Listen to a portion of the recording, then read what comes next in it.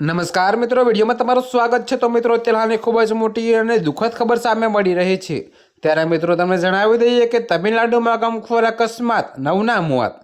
તો મિત્રો, અત્યારે હાલની આ ખૂબ જ મોટી અને કાળજુ કંપાવે તેવી ઘટના સામે મળી રહી છે। ત્યારે મિત્રો તમને વિગતવાર જણાવી દઈએ કે તમિલનાડુના કડલૂર જિલ્લામાં બુધવારે રાત્રે સર્જાયેલા ભયાનક અકસ્માતમાં 9 લોકોના મોત થયા છે। તો મિત્રો, તિરુચિરાપલ્લીથી ચેન્નઈ જઈ રહેલી બસનું ટાયર ફાટતા તે અંતિમ યંત્રિત થઈ ડિવાઈડર કૂદી સામેની લેનમાં આવી ગઈ હતી।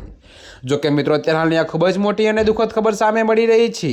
ત્યારે મિત્રો તમને વધુમાં એ પણ જણાવી દઈએ કે અહીં બસે સામેથી આવતી બે કારને જોરદાર ટક્કર મારતા કારનો કચ્ચરગાંઠ નીકળી ગયો હતો। તો કે મિત્રો, આ અકસ્માતમાં 4 લોકો ગંભીર રીતે ઘાયલ થયા છે, જેમને સારવાર માટે હોસ્પિટલ ખસેડાયા છે।